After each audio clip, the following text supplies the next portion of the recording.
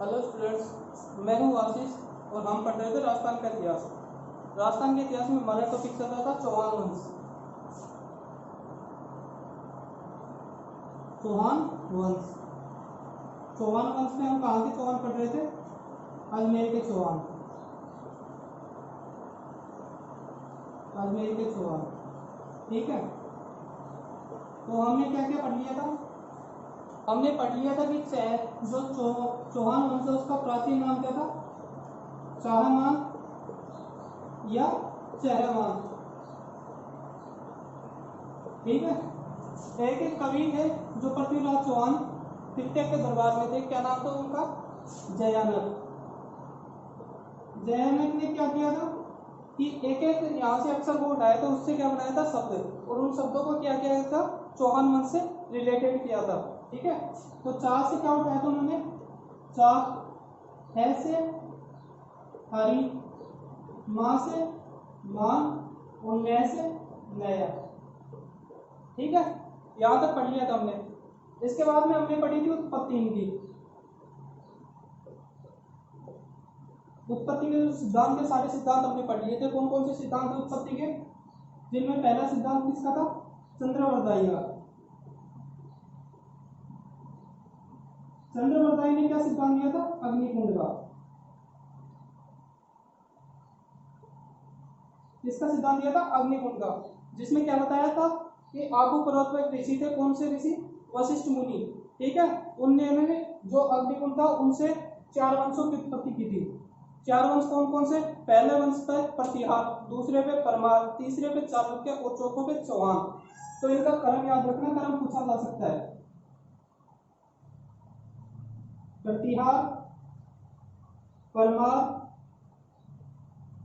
चालुक्य और लास्ट में चौहान। ये पहला सिद्धांत था। दूसरा सिद्धांत है कर्नल जमशेद, जो राजस्थान के इतिहास के क्या माने जाते हैं? जनक माने जाते हैं। और उनके साथ में कौन थे? स्मिथ और कुक। उन्होंने क्या बोला था कि जो चौहान है वो क्या है? वो विदेशी है। इसके बाद में तीसरा सिद्धांत पढ़ा था हमने बिजोलिया शिलालेख के अनुसार। बिजोलिया शिलालेख में क्या बताया गया है इनको? वत्स गोत्रीय ब्राह्मण। क्या बताया गया है? वत्स गोत्रीय ब्राह्मण, ठीक है। चौथा सिद्धांत हमने पढ़ा था कि डॉक्टर जो थे गौरीशंकर ओझा, उनके अनुसार। और जयानक की जो ग्रंथ था कौन सा? पृथ्वीराज विजय। और जो नयनचंद्र सूरी की पुस्तक थी कौन सी? अमीर महाकाव्य, उसके अनुसार क्या बताया गया इनको? इनको बताएंगे सूर्यवंशी, ठीक है।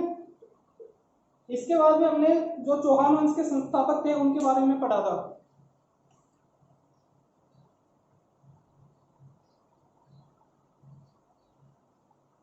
कि चौहान वंश के संस्थापक कौन थे?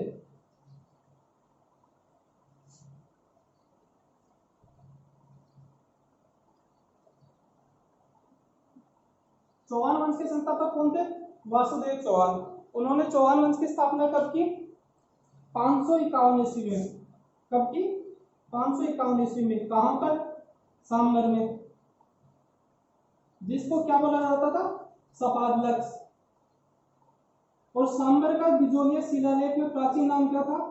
शाकंभरी, ठीक है। इन्होंने यहां पर की थी सांबर के अंदर। किसने? वासुदेव चौहान ने, ठीक है। इसके बाद में बात आती है राजधानी की। राजधानी किसको बनाया? तो ये भी किसमें दिया गया है? बिजोलिया शिलालेख में भी राजधानी किसको बनाया? अहिर छत्रपुर को। किसको बनाया? अहिर छत्रपुर को। जो वर्तमान क्षेत्र कहां पर पड़ता है? जो नागौर का वर्तमान क्षेत्र है उसे पहले अहिर छत्रपुर बोला जाता था। इसका बाद में बिजोलिया शिलालेख में और क्या कि इन्होंने क्या किया था? सांबर झील का निर्माण करवाया था। सांबर झील का निर्माण किसने करवाया था? वासुदेव चौहान ने। इसके बारे में बाद में बात करें हम तो इनकी जो कुल देवी है वो कौन है? इनकी कुल देवी है शाकंभरी माता। कौन है? शाकंभरी माता, जिसका मंदिर कहां पर है? सांबर झील के किनारे है, ठीक है। ये हो गया था अपना। इसके बाद में हमने पढ़ा था भूवक। भूवर्ग फर्स्ट। इसने क्या किया था, इसने हर्षनाथ मंदिर का निर्माण करवाया था, हर्षनाथ मंदिर का निर्माण। और इसने क्या किया था, ये क्या था, वत्सराज प्रतिहार, जो प्रतिहार शासक था वत्सराज, जिसकी उपाधियां क्या क्या थी, जयवराह और क्या थी, रणस्थीन। जयवराह क्यों मिली थी उसको, क्योंकि उसने वैष्णव संप्रदाय को क्या किया था, संरक्षण प्रदान किया था।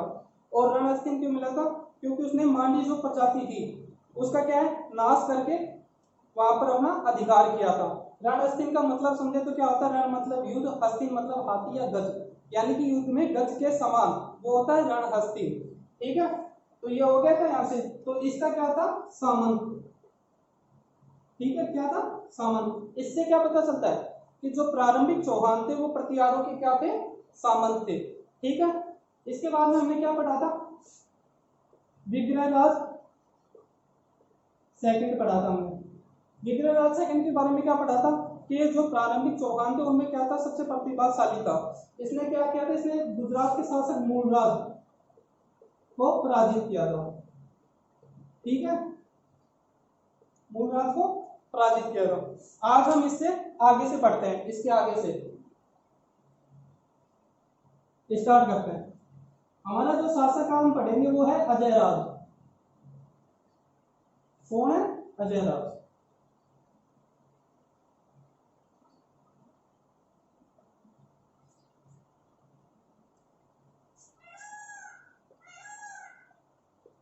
अजय राज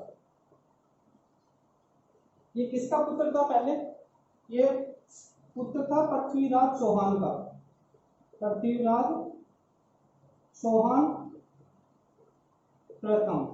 ठीक है, फर्स्ट उनका क्या था, पुत्र था। इसके बारे में बाद में बात करेंगे तो क्या आएगा, इसने 1113 ईस्वी में, 1113 ईस्वी में क्या किया, अजमेरू, अजमेरू नाम से अजमेर की स्थापना की।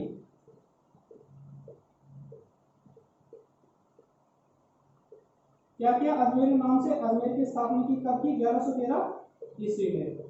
इसके साथ में जो है अजमेर की स्थापना के साथ में अलग अलग विद्वानों द्वारा मतभेद है। कई विद्वान कहते हैं कि जो अजमेर की स्थापना थी वो की अजयपाल ने, और वो अजयपाल को अलग शासक मानते हैं, इस वंश का तीसरा शासक मानते हैं। कौन सा शासक, तीसरा शासक। पर ज्यादातर विद्वान क्या मानते हैं कि जो अजय राज थे उन्होंने 1113 ईस्वी में अजमेर की स्थापना की थी। ठीक है, आगे हम बात करते हैं। तो इन्होंने क्या किया, अजमेर की स्थापना करके अजमेर को अपनी राजधानी बनाई,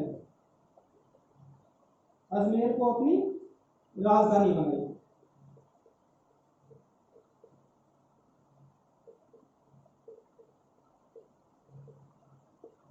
राजधानी बनाई। इसके बाद में क्या किया, इसने अजमेर में पहाड़ी है बिछली पहाड़ी। कौन सी पहाड़ी, बिछली पहाड़ी। बिछली पहाड़ी पर क्या किया इन्होंने, बिछली पहाड़ी पर अजमेरू दुर्ग की स्थापना की, अजमेरू दुर्ग का निर्माण करवाया, का निर्माण करवाया।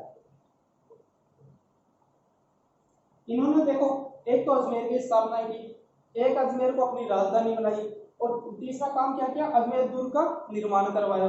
तो इनके काल को क्या बोलते हैं, इनके काल को चौहानों का निर्माण काल बोलते हैं। क्या बोलते हैं, निर्माण काल।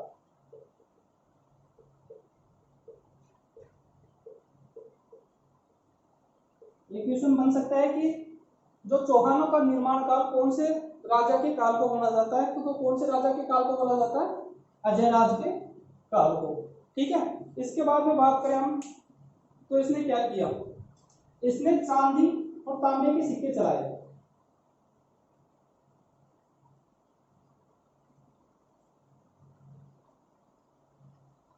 चांदी और तांबे के सिक्के चलाए। ठीक है, उन सिक्कों का क्या नाम था, उन सिक्कों का नाम था श्री अजयराज, यानी अपने नाम पे रखा सिक्कों का नाम श्री अजयराज तथा क्या नाम रखा, अजयराज प्रियदम्भ सिक्के, प्रियदम्भ सिक्के। ठीक है, इसने क्या किया, चांदी और तांबे के सिक्के चलाए। उन सिक्कों पर क्या अंकित करवाए या फिर उन सिक्कों को क्या बोला जाता था, श्री अजयराज और अजयराज प्रियदम्भ सिक्के बोला जाता था। इसलिए इसने क्या करवाया, इसलिए इसने अपनी पत्नी जिसका नाम क्या है, सोमलवती, सोमलवती का नाम अंकित करवाया।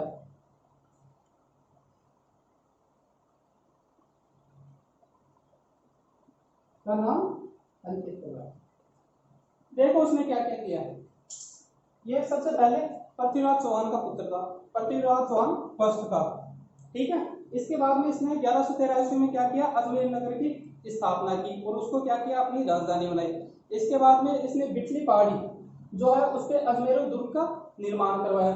इसके बाद में क्या बोलते हैं कि इसके जो काल था, क्यों इसके काल को क्यों, क्योंकि इसने अजमेर की स्थापना की, अजमेर को राजधानी बनाई और अजमेर दुर्ग की स्थापना की या उसको निर्माण करवाया। तो इसके काल को क्या बोलते हैं, निर्माण काल बोलते हैं। इसका चौहानों का निर्माण काल बोला जाता है। इसके बाद में बात करें तो इसने चांदी और तांबे के सिक्के चलाए और इन सिक्कों को क्या बोला गया, श्री अजयराज तथा अजयराज प्रियदम्भ बोला गया। इसके बाद में बात करें तो इसने इन सिक्कों पर क्या अंकित करवाया, अपनी जो पत्नी थी सोमलवती उसका नाम इसने अंकित करवाया। ये तो हो गया इसके बारे में इसने क्या क्या किया। इसके बाद में बात करते हैं इसके युद्ध वगैरह की जो हुए थे उनकी बात करते हैं।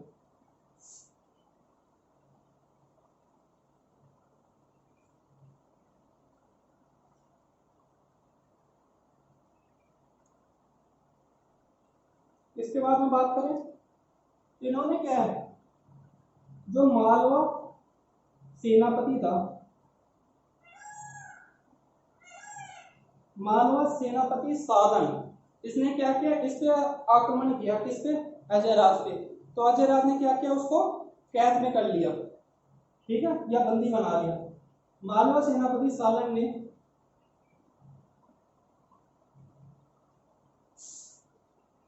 अजयराज पर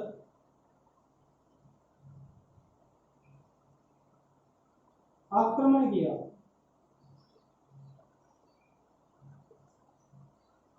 जिसमें अजयराज ने सालन को कैद कर लिया।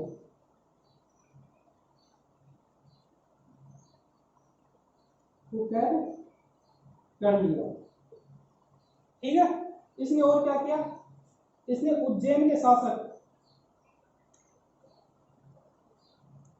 उज्जैन के शासक नरवर्मन को, किसको, नरवर्मन को युद्ध में हराया।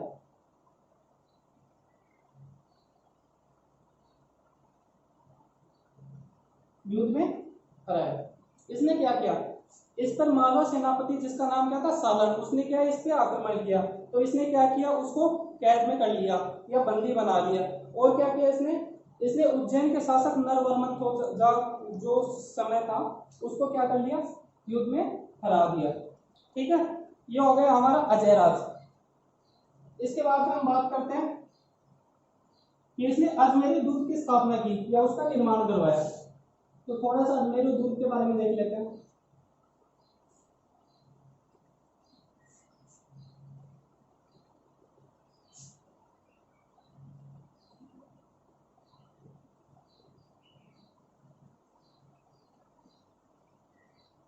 अजमेरी दुर्ग, इसके उपनाम की बात कर लेते हैं। इसको क्या बोला जाता है, अरावली का अरमान, अरावली का अरमान। इसके बाद में राजस्थान का जिब्राल्टर, राजस्थान का जिब्राल्टर। इसके बाद में बात करें तो राजस्थान का हृदय, राजस्थान का हृदय। देखो ये अगर राजस्थान का नक्शा है, मान लो ये राजस्थान का नक्शा है, तो इसमें अजमेर यहाँ से आता है, तो ये क्या बीच में आता है, तो इसलिए क्या बोलते हैं इसको, राजस्थान का हृदय। ठीक है। अरावली पर्वतमाला ऐसे जा रही है, तो इसको क्या बोलते हैं, अरावली का अरमान। आगे बात करें तो इसको क्या बोलते हैं, राजपूताने की पूंजी।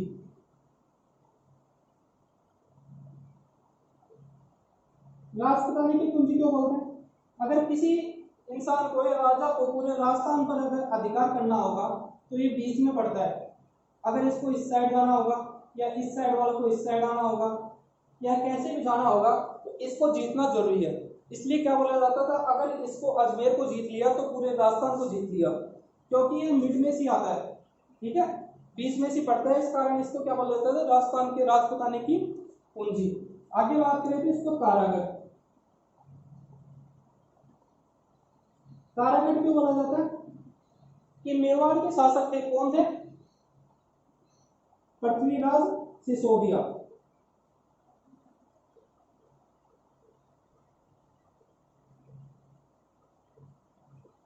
की पत्नी, उनकी पत्नी का नाम क्या था, तारावती। क्या नाम था, तारावती, इसलिए इसको क्या बोला जाता है, तारागढ़। ठीक है। इसको नाम क्या क्या हो गए, अरावली का अरमान, राजस्थान का जिब्राल्टर, राजस्थान का हृदय, राजपूताने की पूंजी, तारागढ़। और इसका एक और नाम क्या है, सर्वाधिक स्थानीय आक्रमण झेलने वाला दुर्ग। सर्वाधिक स्थानीय आक्रमण झेलने वाला दुर्ग, क्योंकि मैंने अभी बताया था ये बीच में पड़ता है, तो किसी भी साइड में जाएंगे तो ये बीच में आएगा। इस कारण ये क्या है, सर्वाधिक जो आक्रमण थे इसी के ऊपर हुए थे, तो सर्वाधिक स्थानीय आक्रमण झेलने वाला दुर्ग भी इसका स्थानीय नाम है। ठीक है। इसके बारे में और बात करें तो ये क्या है कि यहाँ पर एक घोड़े की मजार है, घोड़े की मजार इस दुर्ग के अंदर। ठीक है। उस घोड़े की मजार पर क्या है, अगर दाल चढ़ाते हैं अपन, दाल चढ़ाने से मनोकामना पूर्ण होती है।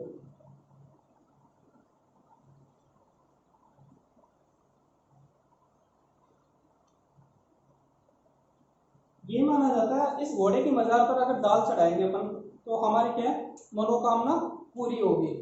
ठीक है। तो ये हो गया अजमेर दुर्ग के बारे में बेसिक जानकारी, बाकी की डिटेल हम जब दुर्ग पढ़ेंगे तब देखेंगे। ठीक है, हो गया इतना।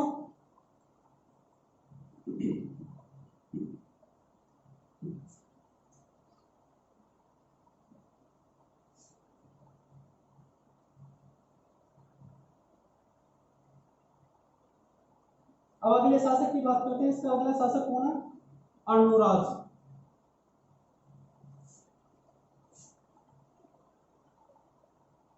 क्या नाम है, अर्णोराज, या उनको क्या बोला जाता था, आनाजी। ठीक है। इनके पिता कौन थे, अजयराज। कौन थे, अजयराज। तो अजयराज ने क्या किया, अजयराज ने 1135 ईस्वी में अपना जो राज्य था अपने पुत्र अर्णोराज को सौंप दिया और कहां चले गए, पुष्कर चले गए। अपना राज्य अपने पुत्र आनाजी को सौंपकर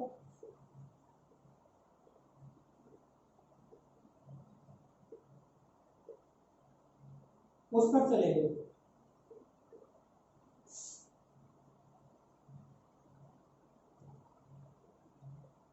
अब इनके द्वारा क्या क्या निर्माण करवा गया वो चीजें देख लें अपन। इन्होंने आना सागर झील, आना सागर झील का निर्माण करवाया। क्या करवाया, अन्ना सागर झील का निर्माण करवाया। 1135 ईस्वी या 1137 ईस्वी में, कई बुकों में 1135 दे रखा है, कई बुकों में 1137 दे रखा है, पर ज्यादातर बुकों में क्या है 1137 है। क्या 1137 ईस्वी। इसमें क्या किया कि तुर्कों ने आक्रमण किया अजमेर के ऊपर, तो अर्णोराज ने क्या किया, उनको तारागढ़, कौन कौन से, तारागढ़ और नागपाड़,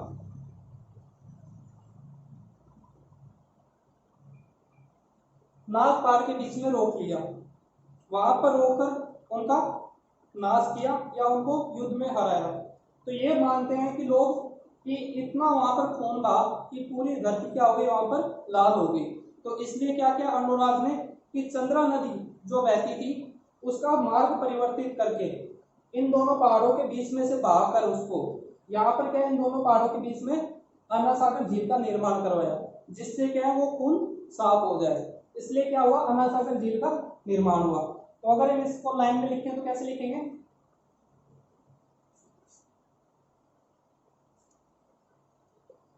1137 ईस्वी में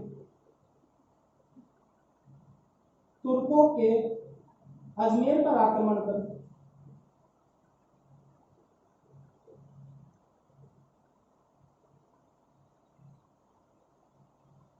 तुर्कों के अजमेर पर आक्रमण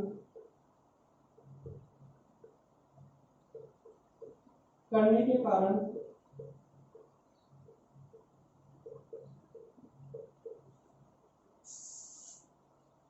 नागपाड़ व तारागढ़ के बीच में उनके रक्त को साफ करने के लिए, उनके रक्त को साफ करने के लिए चंद्रा नदी को रोककर, कौन सी नदी, चंद्रा नदी को रोककर अन्ना सागर झील का निर्माण करवाया। अन्ना सागर झील का निर्माण करवाया, निर्माण करवाया। ठीक है, इन्होंने क्या किया, जो अन्ना सागर झील है उसका निर्माण करवाया। क्या किया, 1137 ईस्वी में जब तुर्कों ने आक्रमण किया तो इन्होंने तारागढ़ व नागपाड़ के बीच में इनको रोका, इनके साथ युद्ध किया। युद्ध के कारण धरती लाल हो गई थी, जिसके कारण उनको रक्त को साफ करने के लिए इन्होंने क्या, चंद्रा नदी का जो बहाव एरिया था उसको चेंज किया या बदला और इन दोनों पहाड़ों के बीच में लाकर उनको रोका, चंद्रा नदी को, और अन्ना सागर झील का निर्माण करवाया। अब अन्ना सागर झील के साथ कुछ तथ्य जुड़े हुए हैं, वो तथ्य देखते हैं हम। जो अन्ना सागर झील है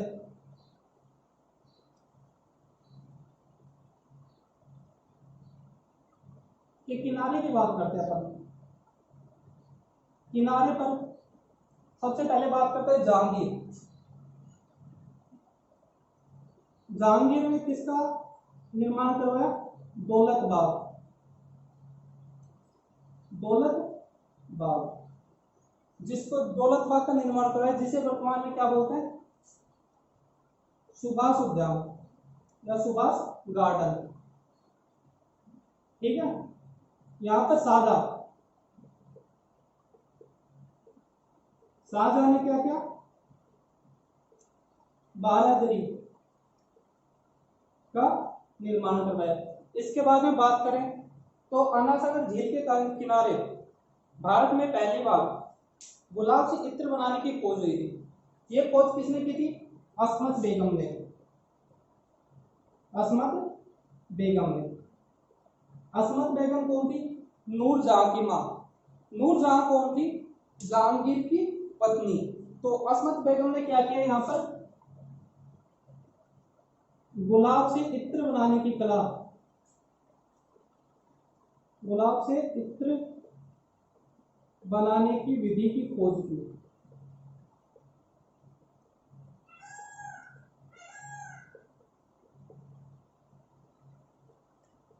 ठीक है, ये क्लियर हो गया कि अमृत सागर झील के किनारे क्या क्या है। जहांगीर ने क्या बनाया, दौलत बाग, जिसका वर्तमान के नाम क्या है, सुभाष उद्यान। शाहजहां ने क्या बनाया, बारादरी। और क्या हुआ यहाँ पर, अस्मत बेगम जो क्या थी, नूरजहां की मां। नूरजहां कौन थी, जहांगीर की पत्नी। उन्होंने क्या किया, गुलाब से इत्र बनाने की जो विधि थी, जो कला थी, उसकी खोज की। और अन्ना सागर झील का निर्माण किसने करवाया, अर्णोराज ने। कब करवाया, 1137 ईस्वी में। कौन सी नदी को रोककर, चंद्रा नदी को रोककर। किस किस के बीच में, तारागढ़ व नागपाट के बीच में। क्यों, क्योंकि तुर्कों के आक्रमण जो खून था उनको साफ करने के लिए। ठीक है, यहां तक क्लियर हो गया। आगे बात करते हैं अपन।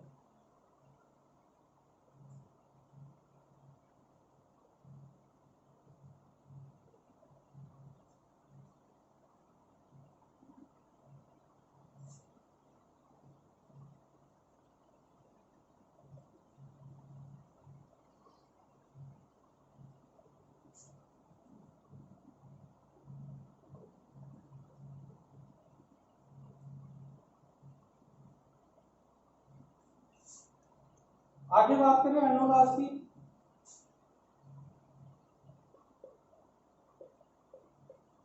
अर्णोराज या अनाज,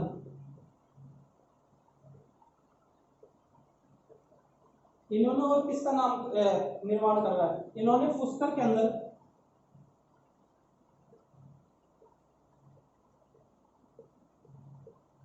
वराह मंदिर, वराह मंदिर का निर्माण करवाया।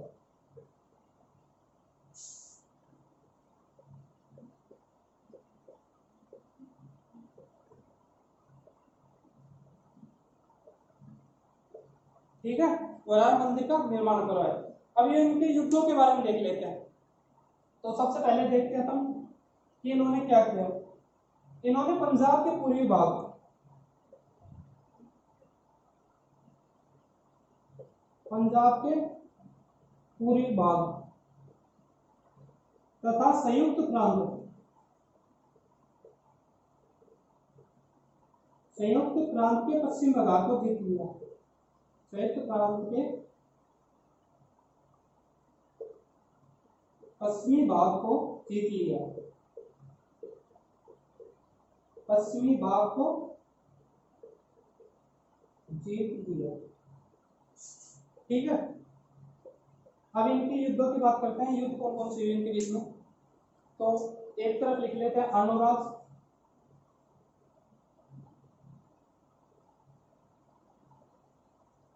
ठीक है, जो क्या थे, चौहान।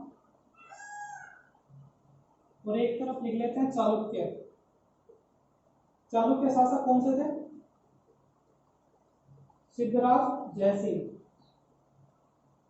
सिद्धराज जयसिंह, इनके बीच में युद्ध हुआ। सिद्धराज जयसिंह ने क्या किया, कि अर्णोराज पे क्या कर दिया, आक्रमण कर दिया। ठीक है, क्या किया, आक्रमण किया। तो अर्णोराज के इस युद्ध में क्या हो गई, जीत हो गई। और सिद्धराज जयसिंह की क्या हो गई, हार हो गई। तो सिद्धराज जयसिंह की एक जो पुत्री थी, उसका नाम क्या था, कांचन देवी। क्या नाम था, कांचन देवी। क्या थी, पुत्री किसकी, सिद्धराज जयसिंह की। उसका विवाह किसका साथ कर दिया, अर्णोराज के साथ। लो जी, ये संधि हो गई, विवाह कर लिया और संधि हो गई। तो क्या किया, सिद्धराज जयसिंह ने क्या किया, अर्णोराज पर आक्रमण किया। आक्रमण करने के बाद से जो अर्णोराज था उसकी युद्ध में क्या होगी, जीत होगी। और सिद्धराज जयसिंह की क्या हुई, हार हुई।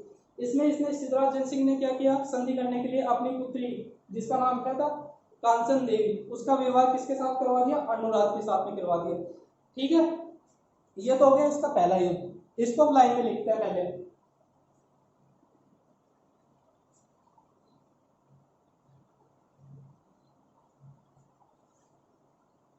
इसको अगर लाइन में लिखेंगे तो कैसे लिखेंगे, चालुक्य शासक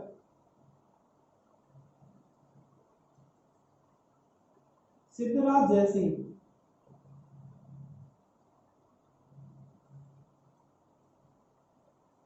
सिद्धराज जयसिंह ने अर्णोराज पर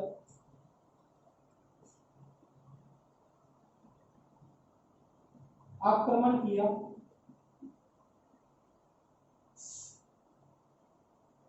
जिसमें जय सिंह की हार हुई, जिसके फलस्वरूप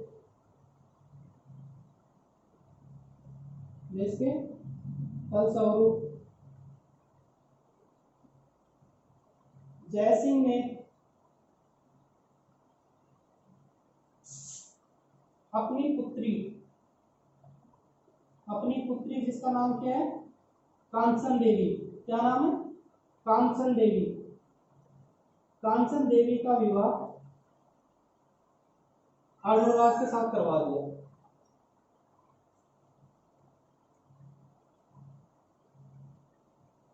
अर्णोराज के साथ करवाया।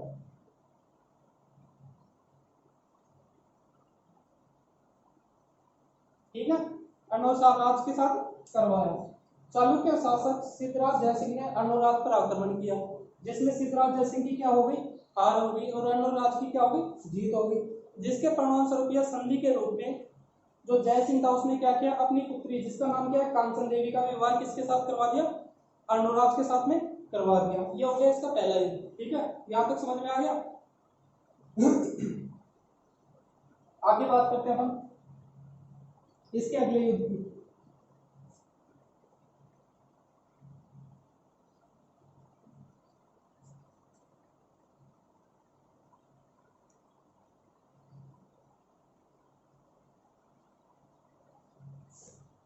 इसके अगले युद्ध की बात करें तो अगला युद्ध किसके बीच में हुआ,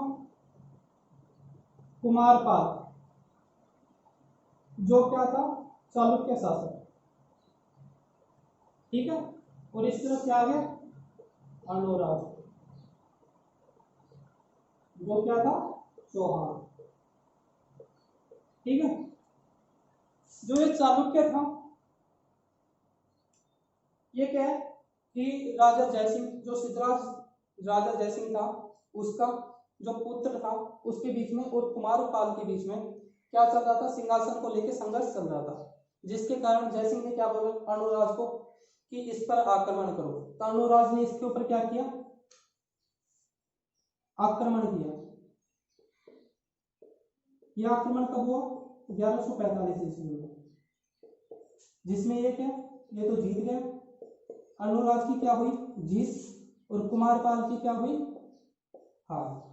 तो बहुत सारे इतिहासकार बोलते हैं कि इसने अपनी जो बहन थी उसका विवाह किसके साथ में करवा दिया, अर्णोराज के साथ में करवा दिया।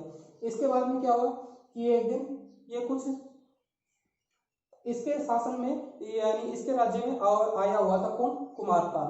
तो इसने क्या करा कि इसने इसकी खिल्ली उड़ाई या इसका मजाक किया। तो इसकी बहन ने क्या किया, इसको बोला कि इस पर आकर आक्रमण करो। ठीक है, तो उकसाया तो इसने क्या किया, अर्णोराज पर आक्रमण किया। ठीक है, और यह आक्रमण कब हुआ, 1150 ईस्वी में। तो इसमें इसकी क्या हुई, जीत हुई, और इसकी क्या हुई, हार हुई। अर्णोराज की क्या हुई, हार। तो ये क्या है, अजमेर जो दुर्ग था वहां पर आ गया, अजमेर दुर्ग पर आ गया। तो अजमेर दुर्ग की जो दीवारें थी उनको पार करके वो राज्य के अंदर प्रवेश नहीं कर पाया। इसके कारण क्या हुआ कि इसने वापस लौटकर आ गया। तो इसने क्या किया, वापस से 1150 ईस्वी में आक्रमण किया, 1150 ईस्वी में वापस से आक्रमण किया। तो इसमें भी क्या हो गई, इसकी जीत हो गई, और इसकी क्या हो गई, हार हो गई। अगर ज्यादातर बुक देखेंगे तो उसमें जो तीसरा युद्ध है सिर्फ उसके बारे में बता रखा है कि कुमारपाल ने अर्णोराज पर आक्रमण किया, जिसके कारण क्या होगी, कुमारपाल की जीत होगी, अर्णोराज की हार होगी। इससे इसको बहुत ज्यादा ठेस पहुंची। ठीक है, सिर्फ तीसरे युद्ध के बारे में देखा, पहले दोनों युद्धों के बारे में नहीं दे रखा। तो इस बार इसने क्या किया, इसने दुर्ग के अंदर प्रवेश कर लिया। तो ज्यादातर बुकों में तीसरा युद्ध ही दे रखा है, 1150 ईस्वी में जो है तीसरा वाला आक्रमण किया था वो वाला युद्ध। ठीक है, तो ये हो गया इसका अगला वाला। अब इसको लाइनों में लिखते हैं, यहां तक समझ में आ गया।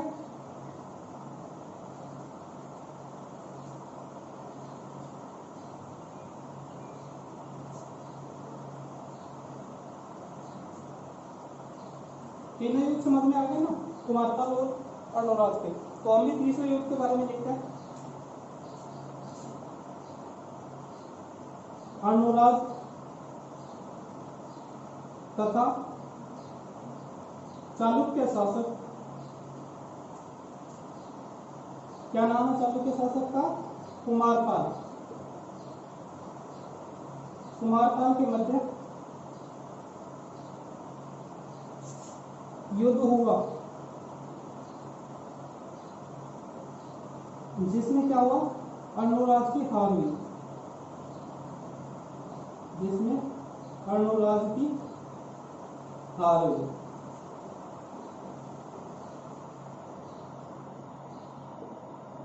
ठीक है, यहां तक समझ में आ गया।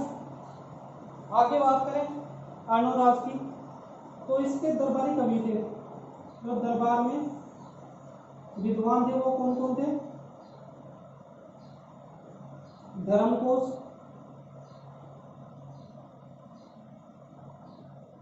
व देवघोष।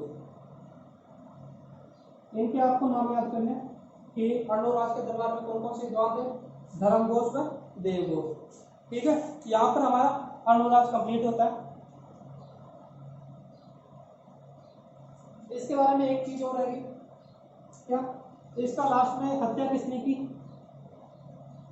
इसकी हत्या की इसके पुत्र जगदेव ने। किसने की? जगदेव ने। तो जगदेव को क्या बोला जाता है? जगदेव को चौहानों का पितृहंता, चौहानों का पितृहंता बोला जाता है।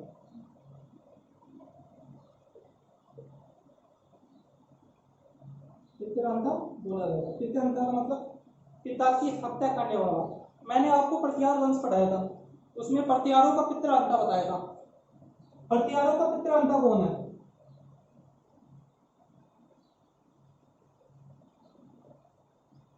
प्रतिहारों का पितृहंता, प्रतिहारों का पितृहंता किसे बताया था? मिहिर भोज को। याद आया कुछ? मिहिर भोज, आदि वराह, प्रभास पाटन, इसकी उपाधियां। मिहिर भोज ने किसकी हत्या की थी? अपने पिता की, रामभद्र। किसकी? रामभद्र की। याद आ गया? तो अर्णोराज या अन्ना जी की हत्या किसने की? इसके पुत्र जगदेव ने की। किसने की? जगदेव ने। तब की 1150 ईस्वी में। ठीक है, और सिंहासन पे कौन बैठ गया? जगदेव बैठ गया। तो जगदेव को क्या बोला जाता है? चौहानों का पितृहंता बोला जाता है। क्या बोला जाता है? चौहानों का पितृहंता बोला जाता है। आगे बात करें, यहां तक हो गया। आगे बात करते हैं अगले शासक की। जगदेव 1150 में बना शासक, और 1152 में इसका जो भाई था, यानी कि जो अर्णोराज का पुत्र था, कौन? विग्रहराज चतुर्थ, उसने क्या किया? उसको सिंहासन से उतार दिया और खुद बन गया राजा। कौन? विग्रहराज चतुर्थ। विग्रहराज चतुर्थ की बात करते हैं हम। विग्रहराज चतुर्थ, जिसको क्या बोला जाता है? बीसल देव। आपको और कहीं क्या मिल जाएगा इसका नाम? बीसल देव। कई बुकों में क्या नाम दे रखा है? बीसल देव। कई बुकों में दे रखा है बीसल देव। तो ये एक ही है, बीसल देव विग्रहराज, और जो चतुर्थ है वही है। इसने क्या किया? अपने भाई जो जगदेव था उसको 1152 में सिंहासन से उतारकर खुद राजा बन गया। कहाँ का? अजमेर का। ठीक है, यहाँ तक समझ में आ गया। अब इसके शासनकाल को, सबसे पहले इसके शासनकाल को क्या बोला जाता है? चौहानों का श्रवण काल। चौहानों का श्रवण काल या श्रवण काल को क्या बोला जाता है? इसमें क्लासिक युग,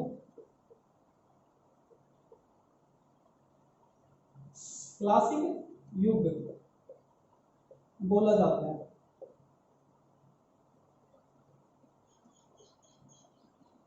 तो आप कंफ्यूज मत हो जाना कि क्लासिक युग पूछे चौहानों का क्लासिक युग कौन से शासनकाल को है, तो वो विग्रहराज, और इसी को क्या बोला जाता है, श्रवण काल भी बोला जाता है। अब इसने क्या किया, इसने क्या किया कि जो दिल्ली के तोमर वंश, दिल्ली के तोमर वंश, इस समय किसका शासनकाल था दिल्ली में, तोमर वंश का। तो इसने दिल्ली के तोमर वंश को हराकर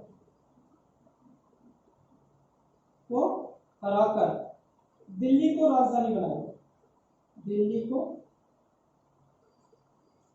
राजधानी बनाई।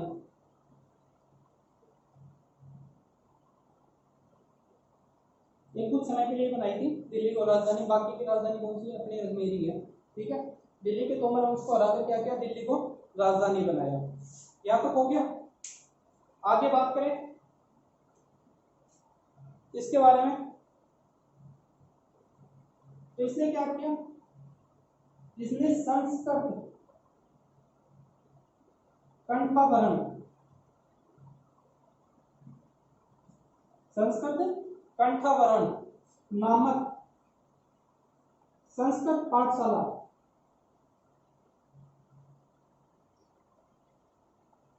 संस्कृत पाठशाला का निर्माण करवाया।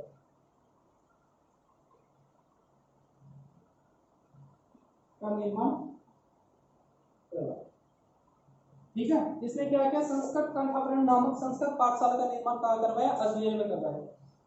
जब हम मोहम्मद गजनी पढ़ते हैं तो उसके सेनापति का नाम क्या था, कुतुबुद्दीन ऐबक।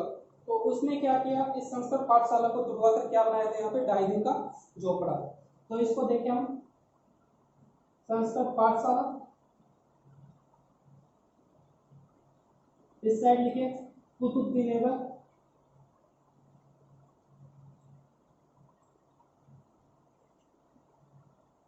तो इसने क्या किया, इसको तोड़वा दिया। क्या किया, तोड़वा दिया। और इसकी जगह किसका नाम निर्माण करवाया, 2.5 दिन के झोपड़े का। 2.5 दिन के झोपड़े में एक खास बात है, क्या है, ये राजस्थान की प्रथम मस्जिद है। क्या है, राजस्थान की प्रथम मस्जिद, राजस्थान की प्रथम मस्जिद, राजस्थान की प्रथम मस्जिद कौन सी है, 2.5 दिन का झोपड़ा। ठीक है, यहाँ पे समझ में आ गया। इसके शासनकाल को क्या बोला जाता है, चौहानों का स्वर्णकाल या क्लासिक युग बोला जाता है। ठीक है, इसके बाद में इसने दिल्ली के जो तोमर वंश थे उनको हराकर दिल्ली पर अधिकार कर लिया और दिल्ली को क्या बनाया, कुछ समय के लिए राजधानी बनाई। इसके बाद में बात करें तो इसने संस्कृत कंठाभरण नामक संस्कृत पाठशाला का निर्माण करवाया। इसका संस्कृत पाठशाला का निर्माण कराया। जब मोहम्मद गोरी आया तो उसने क्या किया, पृथ्वीराज चौहान तृतीय को हराया। इसके बाद में इसका जो सेनापति था कौन, कुतुबुद्दीन ऐबक, तो इसने क्या किया, संस्कृत पाठशाला को तुड़वाया, उसकी जगह क्या बनाया, 2.5 दिन का झोपड़ा। और जो 2.5 दिन का झोपड़ा वो क्या है, राजस्थान की प्रथम मस्जिद है। ठीक है, यहाँ तक हो गया। आगे बात करते हैं हम।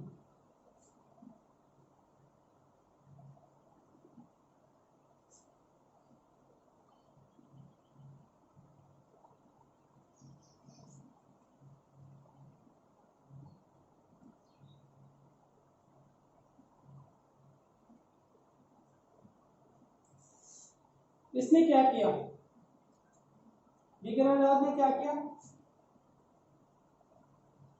हरिकेली नामक नाटक लिखा, नाटक लिखा। ठीक है, जो हरिकेली नाटक है उसकी जो भाषा है वो कौन सी है, ये किस भाषा में लिखा हुआ है, ये संस्कृत भाषा में लिखा हुआ है।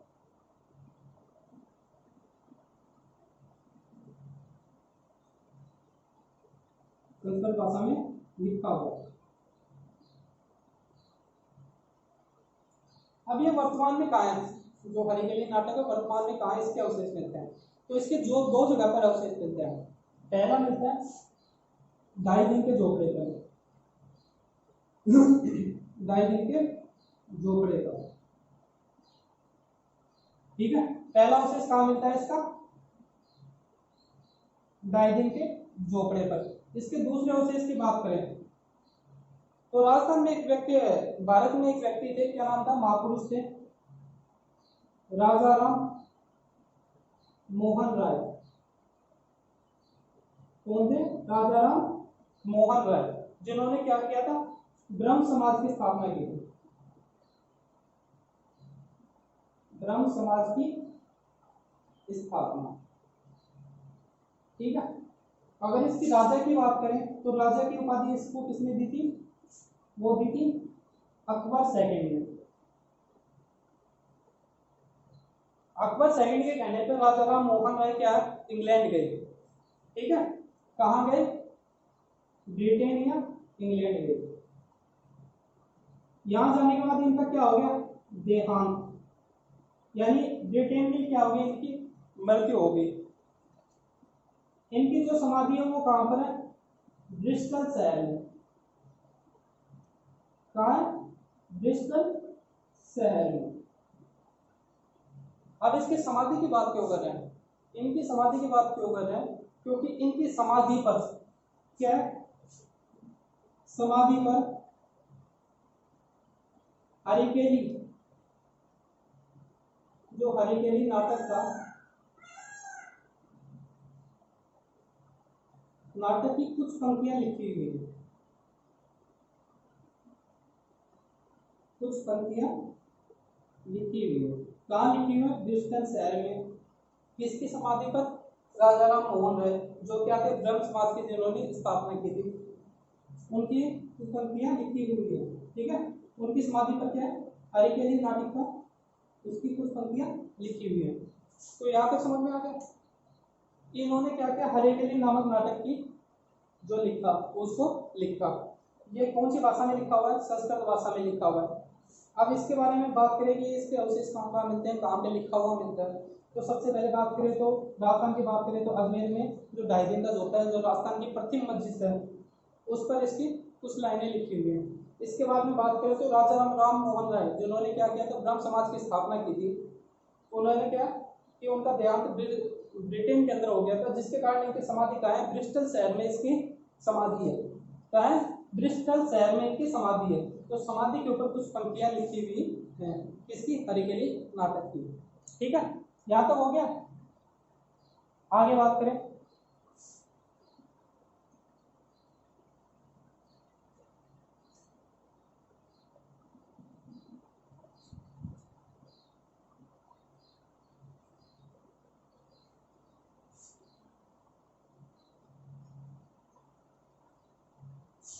तो उन्होंने क्या क्या किया?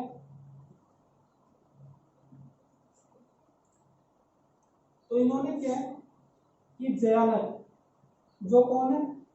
पृथ्वीराज नृत्य के दरबारी विद्वान है, उन्होंने क्या किया? जयानक ने इनको कवि बांधव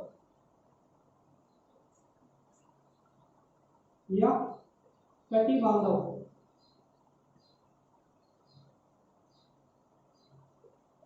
कवि बांधव या कटी बांधव की उपाधि प्रदान की।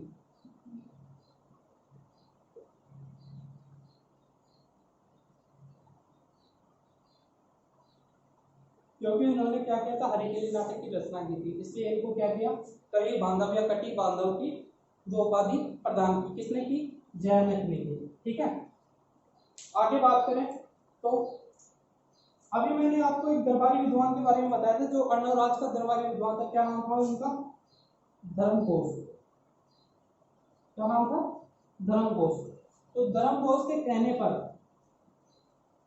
धर्मघोष के कहने पर इन्होंने एकादशी, जिसको हम क्या बोलते हैं हमारी भाषा में? ग्यारस। ठीक है, इन्होंने एकादशी के दिन पशु हत्या पर रोक लगा दी। पशु हत्या पर रोक लगा दी। ठीक है, धर्मघोष दो कौन था? किसका दरबारी विद्वान था? अभी हमने पढ़ा था कि धर्मघोष और देवघोष किसके दरबारी विद्वान थे? अर्णोराज के। तो धर्मघोष के कहने पर इन्होंने क्या किया? एकादशी के दिन क्या किया? पशु हत्या पर रोक लगा दी। ठीक है, अभी इनके दरबारी जो विद्वान है उनके बारे में बात कर लेते हैं। इनके दरबारी विद्वान कौन कौन से हैं? इनके दरबारी विद्वानों की बात करें तो सबसे पहले आता है नरपति नाला का नाम। नरपति नाला, इन्होंने कौन सा ग्रंथ लिखा? इन्होंने ग्रंथ लिखा बिसलदेव रासो। कौन सा ग्रंथ? बिसलदेव रासो। इसके जो दूसरे दरबारी विद्वान थे कौन? सोमदेव। उन्होंने कौन सा ग्रंथ लिखा? ललित विग्रह राज। ललित विग्रह राज। इनके दो दरबारी विद्वान नरपति नाला जिन्होंने किसकी रचना की? बिसलदेव रासो की। दूसरे दरबारी विद्वान सोमदेव, इन्होंने किसकी रचना की? ललित विग्रह राज की रचना की। ठीक है, आगे हम बात करें, यहां तक हो गया। इन्होंने क्या है कि बिसलदेव, जो बिसलपुर बांध है,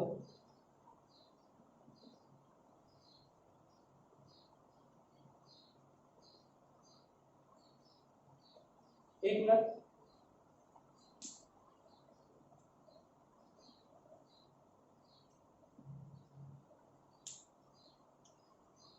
इन्होंने क्या किया कि जो बिसलपुर बांध का निर्माण करवाया। बिसलपुर बांध का निर्माण। बिसलपुर बांध के बारे में जानिए हम। तो बिसलपुर बांध कहां पर है? सबसे पहले टॉप के अंदर है। बिसलपुर बांध जरूरी है, इसकी आवश्यकता क्यों है वर्तमान में? क्योंकि जो जयपुर की जल आपूर्ति होती है, जो पेयजल होता है, वो कहां से लिया जाता है? बिसलपुर बांध से इनकी सप्लाई होती है। ठीक है, यह प्रथम बांध था जो कंक्रीट से निर्मित था। राजस्थान का प्रथम बांध जो कंक्रीट से निर्मित है। ठीक है, इसलिए ये बिसलपुर बांध खास है, क्योंकि इसकी आपूर्ति कहाँ होती है? जो पेयजल आपूर्ति होती है वो जयपुर के अंदर होती है। कहां से? बिसलपुर बांध से। ठीक है, और क्या किया इसने कि जो बिसलपुर बांध है इसके किनारे पर क्या बनवाया? एक शिव मंदिर बनवाया। शिव मंदिर का निर्माण करवाया।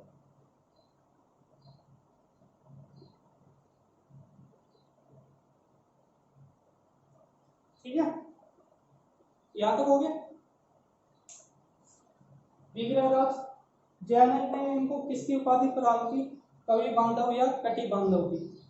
इसके बाद में बात करें तो धर्मघोष जो किसके दरबारी विद्वान थे? अर्णोराज के। इन्होंने क्या किया कि इनके कहने पर इसने क्या किया कि इसने एकादशी के दिन जो पशु हत्या है उस पर क्या लगा दी? रोक लगा दी। इसके बाद में विग्रहराज के जो दरबारी विद्वान थे उनके बारे में बात करते हैं। पहले दरबारी विद्वान थे नरपति नाला, इनके कौन सा ग्रंथ था? बिसलदेव रासो। इसके बाद में बात करें तो सोमदेव, सोमदेव का कौन सा ग्रंथ है? ललित विग्रह राज। इसने क्या किया? इसने बिसलपुर बांध का निर्माण करवाया और इसके किनारे क्या किया? शिव मंदिर का निर्माण करवाया। बिसलपुर बांध क्यों खास है? क्योंकि जो पेयजल आपूर्ति है वो कहाँ होती है? इससे जयपुर के अंदर होती है। ठीक है, यहाँ तो हो गया। आज हमने क्या क्या पढ़ा है? आज हमने पढ़ा है अजयराज, दूसरा अर्णोराज,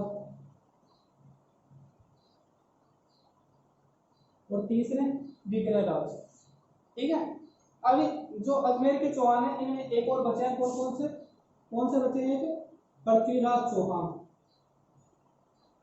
पृथ्वीराज चौहान जो तृतीय है वो, जिनका मोहम्मद गोरी के साथ युद्ध होता है। ठीक है, अगर आपको क्लास अच्छी लग रही है तो क्लास को लाइक करें, वीडियो को शेयर करें और चैनल को सब्सक्राइब करें। धन्यवाद।